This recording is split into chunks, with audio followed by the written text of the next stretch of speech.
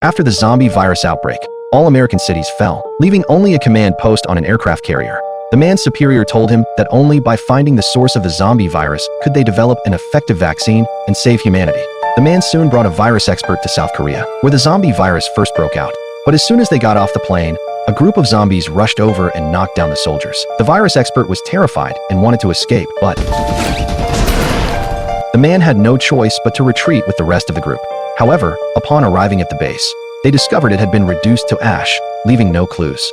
Just as everyone was at a loss, a prisoner revealed that Israel had already built a wall hundreds of meters high before the zombie virus outbreak. It was as if they had foreseen the outbreak. After hearing this, the man decided to go to Israel to search for clues. When the man arrived in Israel, the person in charge told him they had intercepted a letter from the Indian president. It stated that India was fighting zombies, which was why they had built the wall. As patrol helicopters flew over the wall, the world outside had already turned into a purgatory. In stark contrast, the people inside the walled city gathered to celebrate, even singing songs into microphones. The zombies outside soon heard the singing and began trying to scale the wall. The man quickly realized something was wrong. He thought the singing was too loud.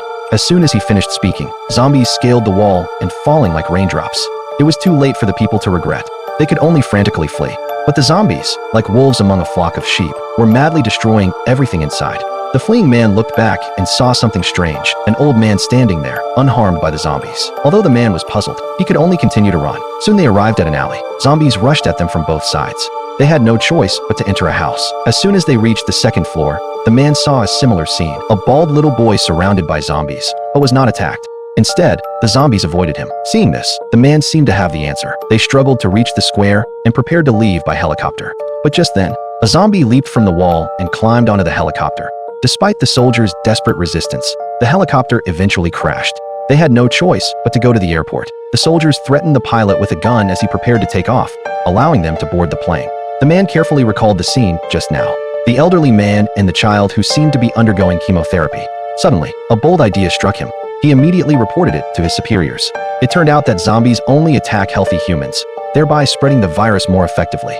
Those with serious illnesses would not be targeted. At the end of the story, the man found a deadly but curable pathogen and injected it into his own body, successfully deceiving the zombies. From then on, humans no longer feared zombies.